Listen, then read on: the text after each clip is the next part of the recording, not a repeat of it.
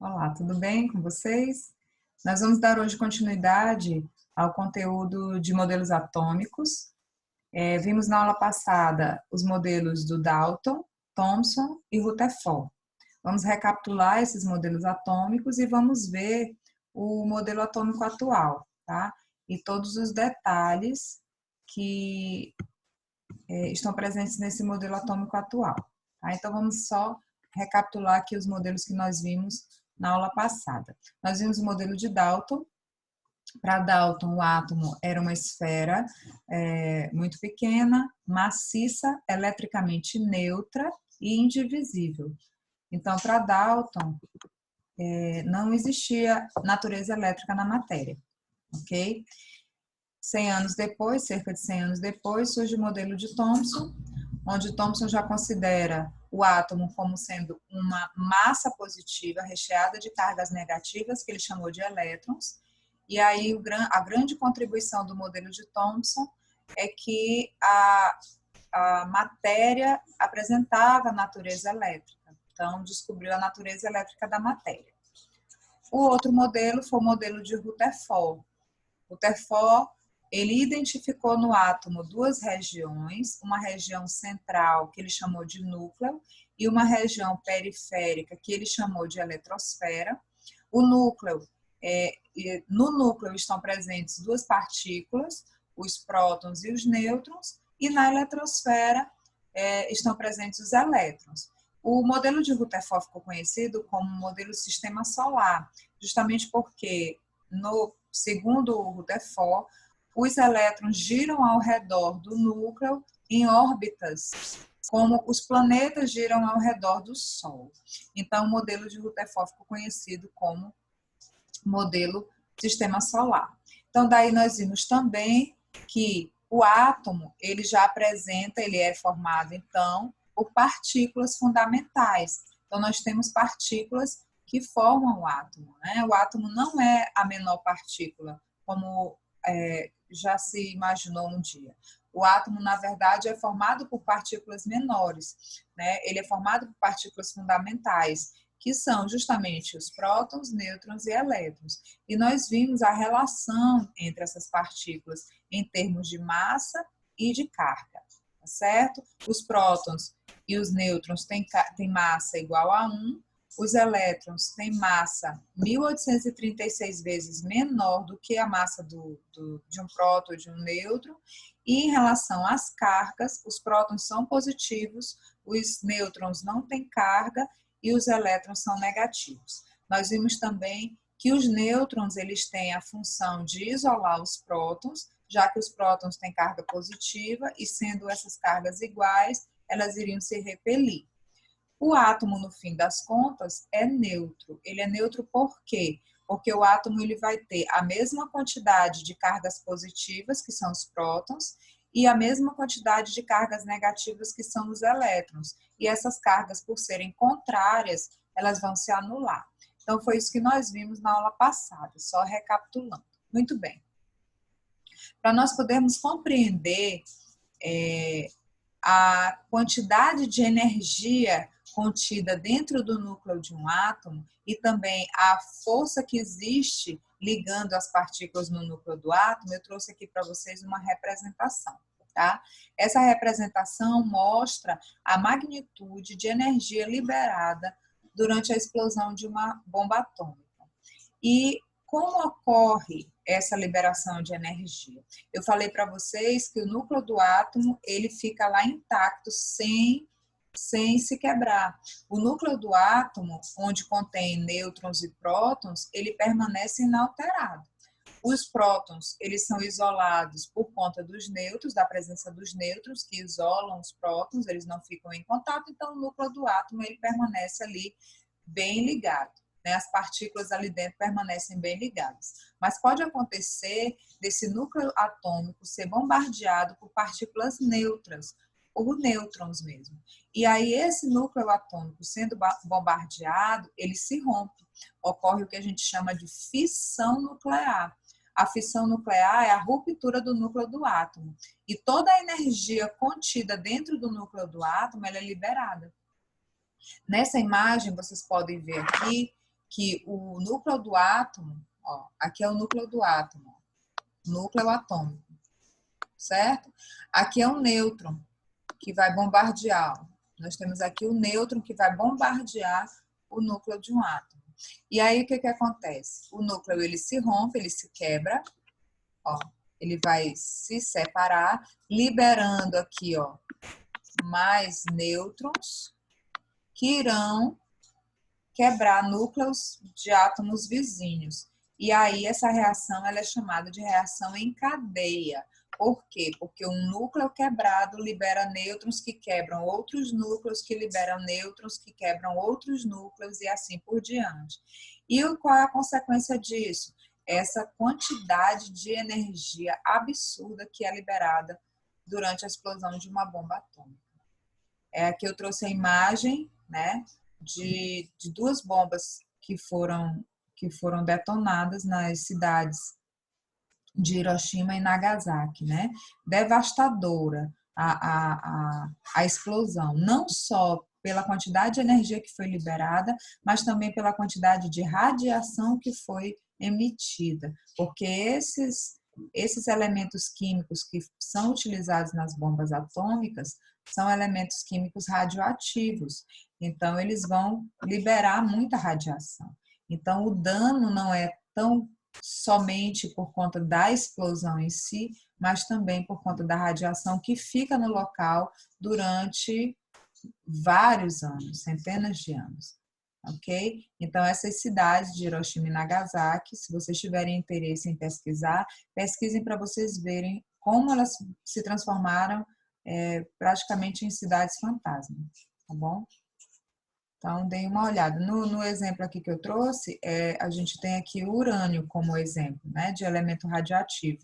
Então, só para vocês terem uma ideia, a gente tem aqui, na questão da magnitude de energia que é liberada, eu trouxe aqui para vocês essa informação. Uma reação em cadeia, né, que é a reação que ocorre aqui com o urânio, a gente, no caso da reação, a gente tem 1 quilo de urânio, e esse 1 quilo de urânio ele vai produzir uma energia que chega a mais de 2 milhões, comparada, né, com a queima de 2 milhões de quilos de carvão, para vocês terem uma ideia da quantidade de energia que é liberada quando ocorre a reação utilizando o urânio. Tá? Então, é só a título mesmo de informação. E aqui eu trouxe para vocês uma frase bem interessante do Einstein, Albert Einstein, que diz: a bomba atômica mudou tudo, exceto a natureza do homem. Realmente, hoje em dia, os países, para mostrar o seu poderio bélico, né, quanto mais armas nucleares eles têm, mais poderoso belicamente, né, o país é. Apesar de que hoje em dia existem outras armas também tão perigosas quanto, né, tão letais quanto. As armas químicas também hoje em dia têm ganhado muito espaço, né? Muitos países têm, infelizmente, investido em desenvolver armas químicas, ok? Vamos seguindo então. Bom, aí nós chegamos finalmente ao modelo atômico de Rutherford-Bohr.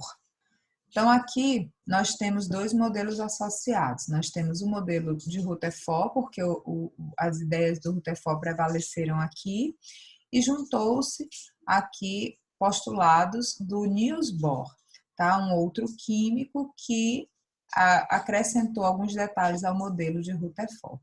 Então, em 1913, o que esse modelo trouxe de novidade? A diferença em relação ao modelo anterior é porque os elétrons aqui, né, e esse é o modelo atômico atual, os elétrons aqui, eles estão dispostos não em órbitas girando ao redor do núcleo, não é assim. Eles, na verdade, estão distribuídos na eletrosfera de acordo com a sua quantidade de energia, certo? Então, eles estão distribuídos ao longo da eletrosfera em níveis ou camadas de energia. A gente vai detalhar mais isso quando a gente estudar a distribuição eletrônica, tá? Depois que passar esse conteúdo, no próximo assunto a gente vai ver distribuição eletrônica. Então, como esses elétrons estão distribuídos ao longo da eletrosfera, ok? Então, aqui, por essa imagem, a gente pode observar que o átomo, ele apresenta 7 níveis de energia. Aqui embaixo vocês vão ver, ó, 7 níveis de energia. Então, esses níveis de energia, eles podem estar indicados pela numeração, que varia de 1 a 7, ok? Sendo que o átomo de menor energia, o elétron de menor energia, os elétrons de menor energia estão no nível 1, e aí a proporção que aumenta o nível, a gente vai aumentando também a quantidade de energia, mas existe uma ordem crescente de energia que a gente vai estudar justamente na parte de distribuição eletrônica, tá? Eu não vou falar isso agora para vocês, mas o que eu quero que vocês saibam, existem 7 níveis de energia, que variam da numeração de 1 a 7, e esses níveis de energia também podem ser chamados de camadas eletrônicas, tá? Que vão ser designados pelas letras maiúsculas, que vão da letra K até a letra Q, ok? Então, nós temos 7 níveis de energia ou 7 camadas eletrônicas, ok? Essas camadas, esses níveis de energia estão aonde? Na eletrosfera. Então, a eletrosfera, que é a região periférica, que é a região que circunda o núcleo do átomo, ela é dividida em níveis de energia, em camadas eletrônicas, camadas de energia. Essas camadas, esses níveis de energia, é onde a gente tem os elétrons distribuídos, certo? Muito bem. Aqui também só a título de informação para vocês. Esses elétrons, eles podem saltar de um nível para outro. Um elétron que, por exemplo, está no nível 1, ele pode saltar do nível 1 para o nível 2, tá? E depois ele retorna para o nível 1. Como é que isso acontece? Isso acontece quando o elétron, ele absorve energia, seja, por exemplo, energia elétrica, energia luminosa, ele absorve energia térmica, ele absorve energia e salta de um nível para outro, ok? Então, esse salto, ele é chamado de salto quântico. E aí eu representei aqui para vocês, ó.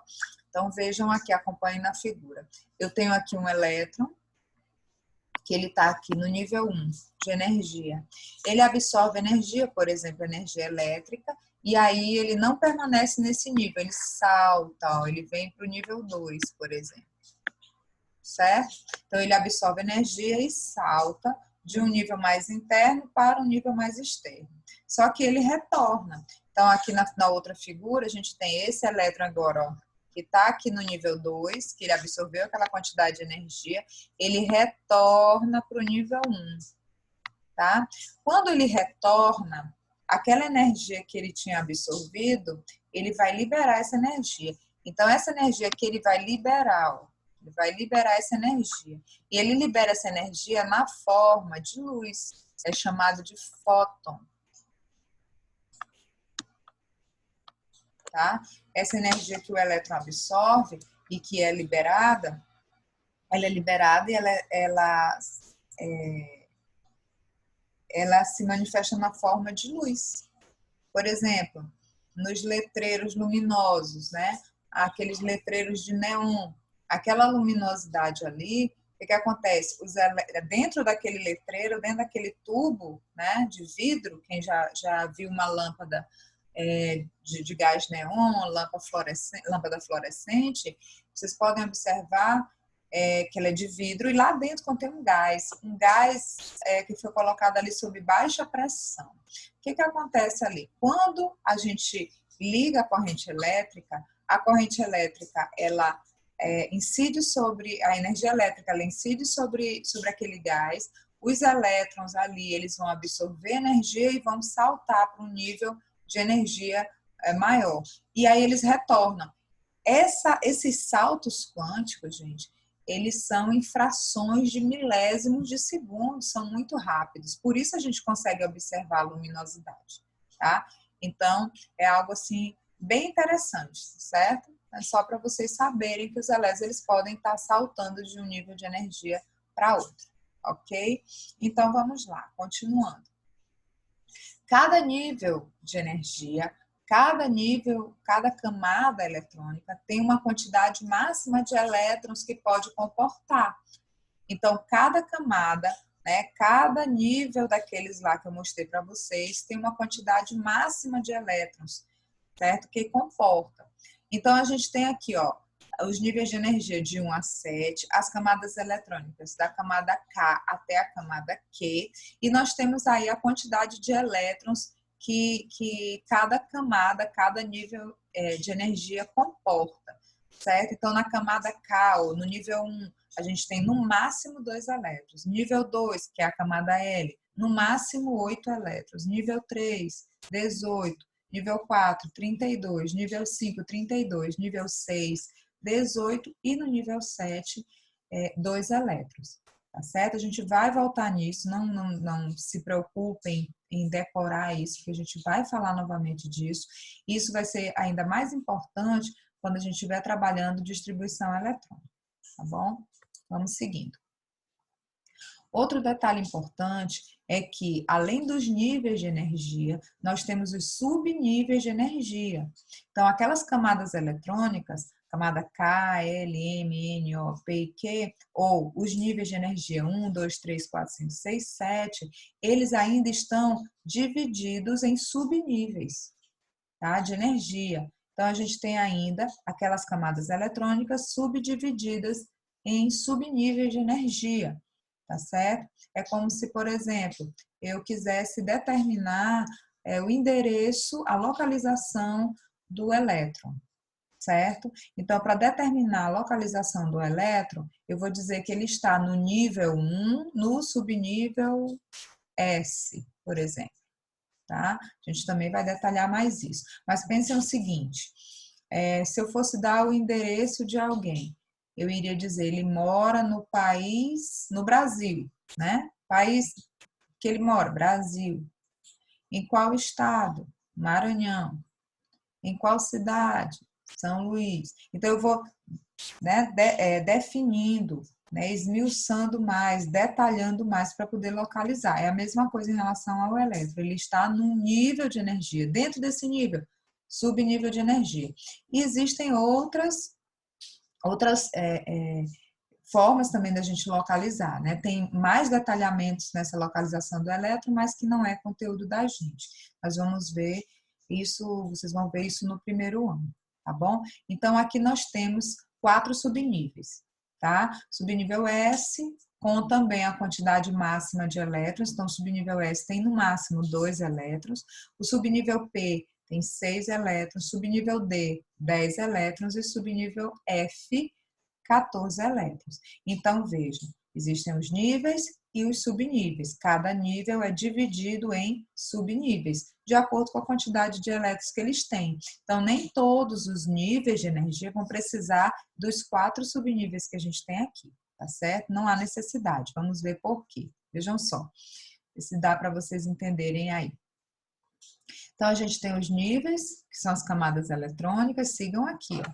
Vão acompanhando pela tabela. Então, a gente tem os níveis de energia, que são também as camadas eletrônicas. Nós temos o número máximo de elétrons para cada nível de energia. E agora, os subníveis. Ó, os subníveis. Então, vejam, como no nível 1, né? No nível 1, eu tenho no máximo 2 elétrons, então eu não vou precisar de todos os subníveis, porque eu só tenho 2 elétrons para distribuir. Então eu preciso somente do subnível S, tá? E aí os 2 elétrons estão bem aqui, gente, ó. Vejam olhem para cá, ó. Aqui esse número representa o nível, aqui é o subnível e aqui é a quantidade de elétrons, certo? Então vejam aqui, ó. No subnível, no nível 2, a gente tem 8 elétrons, certo? Então, no nível 2, eu preciso de quais subníveis? Do subnível S e do subnível P. Por quê? Porque no subnível S eu tenho 2 elétrons e no subnível P eu tenho 6, que somando aqui, 8, tá? Não se preocupem com isso, tá bom? É só para vocês olharem, vocês poderem compreender o que esse essa representação ela indica, mas eu vou detalhar muito isso daí com vocês quando a gente estudar a distribuição eletrônica, tá? Então, não se aflijam por conta disso, tá bom? É só porque eu precisava mostrar mesmo isso para vocês, tá ok? Então, só recapitulando, nós temos, então, o modelo atômico de Rutherford, só um minuto. Nós temos o modelo atômico de Rutherford, que trouxe as novidades aqui, né, das partículas, né, as partículas fundamentais. Esse modelo foi muito importante. A partir desse modelo foi desenvolvido o modelo atômico atual, que é o de Rutherford e Bohr, né, onde a gente tem a novidade que, tá certo, tem um núcleo, tem a eletrosfera, só que na eletrosfera os elétrons eles não estão em órbitas circulares, né, ao redor do núcleo. Não, eles estão distribuídos na eletrosfera de acordo com a quantidade de energia que eles têm. Então essa eletrosfera ela é dividida em níveis de energia, tá? São 7 níveis de energia, também chamadas de camadas eletrônicas, onde cada camada eletrônica ela apresenta uma quantidade máxima de elétrons que comporta, certo? E essas camadas eletrônicas, esses níveis de energia, eles estão divididos em subníveis de energia, que também comportam uma quantidade máxima de elétrons, certo? E aí nós temos finalmente essa quantidade de elétrons distribuídas aí, né, nesses subníveis, ok? Então, minha gente, a gente vai ficar por aqui, porque já é muita informação, né? E na próxima aula nós vamos ver a diferença que nós temos entre átomo e entre íon, tá? Elemento químico, átomo e íon, tá bom? Para que não fique muito conteúdo e aí a assimilação seja difícil, tá? Então, eu espero que vocês assistam a aula, que vocês, na medida do possível, tirem as dúvidas, tá? Pode ser pelo grupo de WhatsApp, ou então eu posso marcar com vocês até uma aula online para a gente fazer algumas atividades e tirar as dúvidas, tá? Vamos combinar isso pelo grupo do WhatsApp, tá joia? Então, bons estudos para vocês. E qualquer dúvida a gente vai marcar o momento para a gente tirar essas dúvidas, tá bom?